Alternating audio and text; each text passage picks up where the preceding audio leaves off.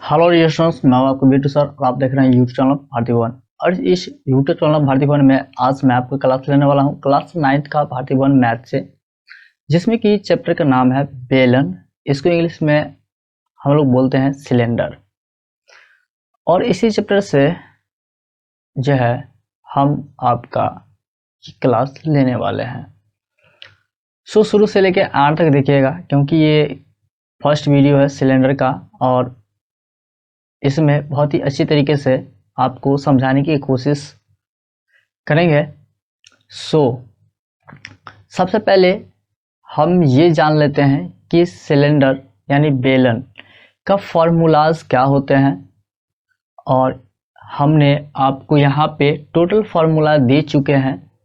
आप अपने कॉपी में नोट कर लेंगे इसको और याद भी कर लेंगे। और बहुत ही ज़रूरी है, क्योंकि अगर आप इस बेलन चैप्टर को अच्छी तरीके से समझ जाते हैं तो आपको जो है कोई भी क्वेश्चन बनाने में प्रॉब्लम नहीं होगी। और अगर अच्छी तरीके से समझ गए तो फिर आपको 10th क्लास में भी प्रॉब्लम नहीं होगी, क्योंकि 10th क्लास में भी बेलन चैप्टर से क्वेश्चन अवेलेबल है। तो यहाँ पर देखिए, सबसे पहले कि हम फार्मूला को देख लेते हैं, आपको बताते हैं और अपने कॉपी में नोट भी कर लीजिएगा। तो सबसे पहले फार्मूला है कि बेलन के वक्र पृष्ठ का क्षेत्रफल क्या होता है। तो देखिए क्या होता है, इसका होता है 2 पाई आर एच। क्या होता है? 2 पाई आर एच होता है, जिसमें कि हम आपको अच्छी तरीके से बताएं कि आर क्या होता है और पाई तो आप जानते ही हैं, और एच क्या होता है।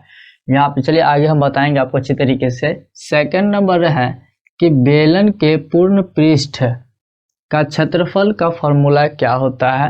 तो 2 pi r into r plus h होता है इसका ये फॉर्मूला। तो आप इसे नोट कर लेंगे। तीसरे नंबर को है फॉर्मूला कि बेलन का आयतन बराबर क्या होता है। तो इसका होता है पाई आर स्क्वायर एच। क्या होता है? पाई आर स्क्वायर एच होता है। और फोर्थ नंबर देख लीजिए, खोखले बेलन का आयतन अगर आपसे कहा जाए निकालने के लिए, क्या चीज़? खोखले बेलन का आयतन अगर आपसे बोला जाए निकालने के लिए, तो आप निकालेंगे बाहरी बेलन का आयतन माइनस भीतरी बेलन का आयतन। अब यहाँ माइनस है, आप देख सकते हो, बाहरी भीतर का आयतन माइनस यानी घटे भीतरी बेलन का आयतन। इसको फॉर्मूला के अकॉर्डिंग लिया जाए तो पाई एच अब बराबर हो जाता है पाई एच आर प्लस यानी बड़ा आर प्लस छोटा आर इंटू बड़ा आर प्लस छोटा आर। कुछ इस तरीके से ये बन के तैयार होता है। ओके, अब बड़ा आर क्या होता है, छोटा आर क्या होता है, ये आप जान लीजिए। जिसमें कि बड़ा आर बराबर होता है बेलन का बाहरी त्रिज्या, यानी कि बेलन की बाहरी त्रिज्या जो होगी वो बड़ा आर होगा और भीतरी त्रिज्या जो बेलन का होगा वो छोटा आर होगा। ओके, और h बराबर जो है बेलन की ऊंचाई होती है और d बराबर जो है बेलन का व्यास होता है। यानी कि बेलन अगर व्यास जब भी क्वेश्चन में सब अगर आ गया व्यास, तो समझिए वो क्या है, d का वैल्यू है। क्या है? d का वैल्यू है।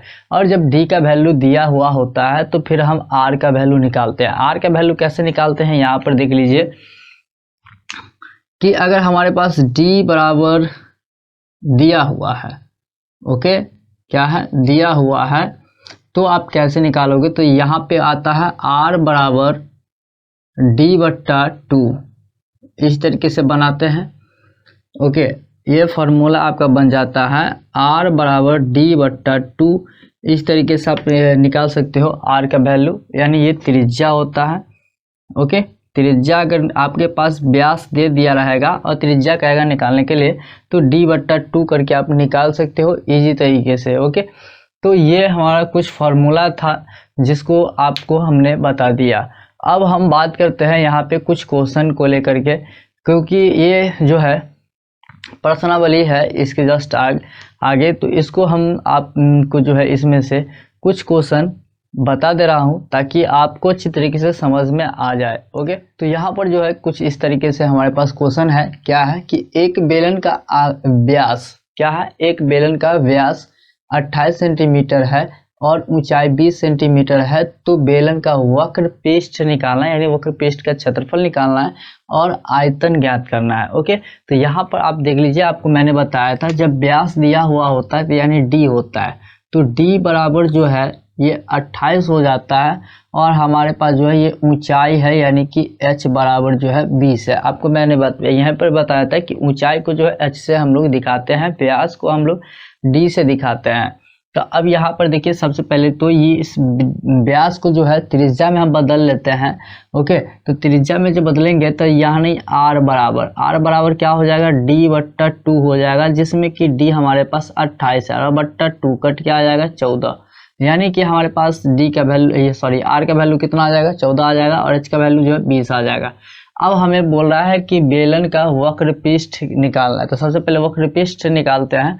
तो यहाँ पे करेंगे बेलन का वक्र पृष्ठ, क्या वक्र पृष्ठ बराबर, फॉर्मूला आपको यहाँ पे मैंने बताया, बेलन का वक्र पृष्ठ का क्षेत्रफल या वक्र पृष्ठ वही होता है 2πr/h। क्या होता है 2πr/h। आप सिंपली देखिए कि किस तरीके से बना देते हैं, आप भी इस तरीके से बना सकते हो बहुत इजी तरीके से। यहाँ पे 2πr/h है, उसके बाद यहाँ पे 2 का तो 2 ही होगा और गुने पाई का वैल्यू आप लोग को अच्छी तरीके से पता होता है, अगर नहीं पता है तो आप लिख लीजिए कि पाई बराबर 22/7 होता है। पाई का मान कितना होता है 22/7 होता है। तो यहाँ पे 22/7 करेंगे और गुने, बीच में कुछ नहीं, इसका मतलब गुना है r आपको पता है यहाँ पे आया है 14, तो यहाँ पे 14 हो जाएगा और गुने h आपको पता है कि 20 है, तो ये आ गया इस तरीके से। अब इसको अगर काटना हो तो काट सकते हो, 2 ही का 2 7 ही का 7, 7 दूनी 14, इस तरीके से काट सकते हो। अब ये पूरा कट गया तो इसका आप क्या कर सकते हैं, आप गुना कर लेंगे।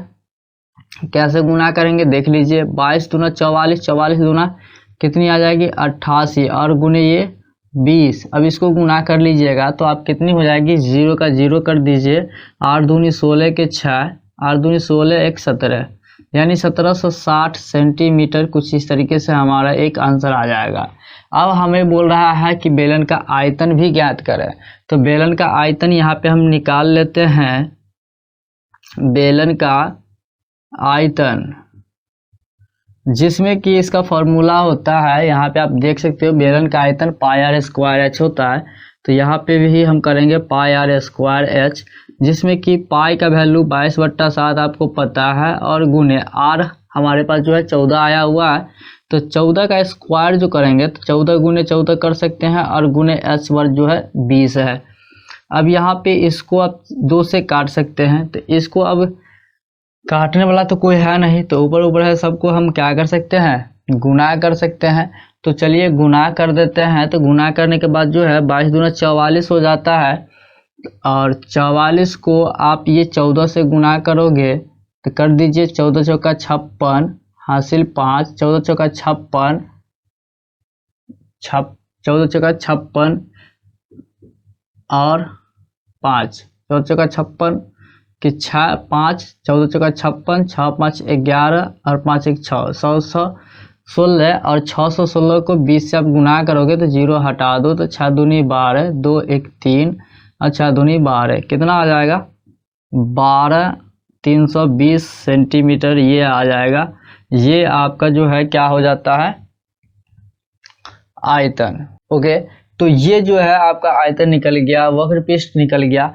तो अब जो है हम यहाँ पे तो एक का ए था, अब एक का बी नंबर क्वेश्चन को भी हम देख ही लेते हैं कैसे बनेगा। ओके, तो यहाँ पर देख लीजिए कि हमने जो है एक का बी नंबर क्वेश्चन लेके आ गया। बी नंबर क्वेश्चन में क्या है कि 70 सेंटीमीटर ऊंचे तथा 28 मीटर व्यास वाले एक समबेलन का आयतन मालूम कीजिए। इसमें यानी कहने का अर्थ ये है कि सिर्फ और सिर्फ हमें इसमें आयतन ही निकालना है। क्या निकालना, आयतन ही निकालना है। तो यहाँ पर देखिए सबसे पहले बात ये कि 70 सेंटीमीटर ऊंचे, मतलब ऊंचा है, मतलब क्या h है, h बराबर कितनी है 70 सेंटीमीटर है, और 28 मीटर व्यास वाले, व्यास यानी d का वैल्यू है कितना 28 मीटर है। 1 मिनट, यहाँ पे जो है ये सेंटीमीटर, आपको मैं अच्छी तरीके से बता रहा हूँ कि ये सेंटीमीटर में है और d जो है वो 28 मीटर है। ये सेंटीमीटर में है और ये मीटर में है। ओके, तो दोनों को कुछ ना कुछ करना पड़ेगा, या तो सेंटीमीटर है तो दोनों को सेंटीमीटर रखेंगे, या नहीं तो दोनों को मीटर ही रखना पड़ेगा। तो एक काम करते हैं कि यहाँ पे जो है ये 28 मीटर है, तो इसको भी हम मीटर में ही चेंज कर देते हैं। तो मीटर में चेंज करेंगे तो 70 को जो है 100 से भाग देना होगा। क्या करना होगा, 100 से भाग देंगे तब ये मीटर में परिवर्तन हो जाएगा और d बराबर ये आ जाएगा। उसके बाद जो है यहाँ पे कि आप यहाँ पे आप r का वैल्यू निकाल सकते हैं। तो r का वैल्यू निकालेंगे तो 28/2 हो जाएगा, जिसमें कि 14 मीटर। ये 14 मीटर आ गया और ये h इतना मीटर आ गया। तो हमें h पता है, r पता है। क्या पता है, h पता है और r पता है। तो बेलन का हमें बोल रहा है सम बेलन का आयतन मालूम करना है। क्या मालूम करना है, आयतन। तो आपको अच्छी तरीके से पता है कि आयतन का फॉर्मूला क्या होता है। बेलन का आयतन बराबर पाई आर स्क्वायर एच होता है, जिसमें कि आर का वैल्यू भी आता पता है और एच का वैल्यू पता है। तो यहाँ पे हम लिखेंगे क्या कि बेलन का आयतन, बेलन का आयतन। आप कहेंगे सर यहाँ तो समबेलन है, तो आप समबेलन भी लिख सकते हैं, कोई दिक्कत नहीं है। बेलन लिखे या समबेलन लिखे दोनों एक ही होता है। तो बेलन का आयतन बराबर जो है क्या होता है, पाई आर स्क्वायर एच, जिसमें कि पाई का मान 22/7 और गुने आर। आर जो है 14 है और स्क्वायर है तो डबल 14 कर देते हैं, और एच जो है हमारे पास 70/100 है। 1010 यहाँ पे काट सकते हैं और इसको भी काट सकते हैं 2 से। 5 दूनी 10, 7 दूनी 14, इसको भी काट सकते हैं, 7 ही का 7, 7 दूनी 14। अब तो खैर कटेगा नहीं, तो अब नहीं कटेगा तो हम क्या कर सकते हैं, सबको गुणा कर लेंगे। तो सबको जब गुणा करेंगे तो 22 दूना 44 कितना हो जाएगा, 44। 44 को अब 7 से गुणा करेंगे या फिर 7 49 से गुणा कर देते हैं एक ही बार में। तो 9 चौक 36 के 6 हासिल हो जाएगा, यानी हासिल 3 हो जाएगा। तो 9 चौक 36 और 3 39, फिर यहाँ पे 4 चौका 16 हासिल, 1 4 चौका 16 और 1 17। आप कर लोगे 6 9 6 15 7 3 10 11 1 2 कितना आ जाता है, ये 21 56 बट्टा ये 5, 21 56 बट्टा 5। ओके, तो जब ये इतना आ गया तो अब हम इसे 5 से इसमें भाग देंगे। तो चलिए इसमें 5 से भाग दे ही देते हैं। तो 5 से जब भाग देंगे इसमें तो देखिए कितना आएगा, 5 चौका 20, 1 ये 5 5 तिहाई 15 कट जाएगा 6, तो 1 से लग जाएगा 6, सॉरी 5 का 5 1.0, 5 दूनी 10 कितनी आ गई, आप देख सकते हो 431.2, और सब के सब ये क्या है, मीटर। क्या है, मीटर, और यही इसका आंसर होगा। तो आपने बहुत ही अच्छी तरीके से आज जो है इस बेलन चैप्टर से का जो है ये फर्स्ट वीडियो था, और इसमें बहुत ही अच्छी तरीके से आप इसका फॉर्मूला समझ गए और कुछ क्वेश्चन फर्स्ट नंबर क्वेश्चन बनाना आप सीख गए। तो हम अगले वीडियो में आपको इससे आगे का क्वेश्चन बताएंगे। सो हमारे चैनल को अब तक सब्सक्राइब नहीं किया हुआ है तो सब्सक्राइब कर लीजिए और बेल आइकन को भी दबा लीजिए, ताकि इससे आगे जब भी वीडियो लाएंगे वो आपको सबसे पहले मिल सके। और हाँ, अगर आपको ये वीडियो अगर पसंद आया तो प्लीज़ इस वीडियो को लाइक कर दीजिए और अपने दोस्तों में भी शेयर कर दीजिए। तो चलिए आज के लिए दैट्स ऑल, थैंक यू, मिलते हैं अगले वीडियो में।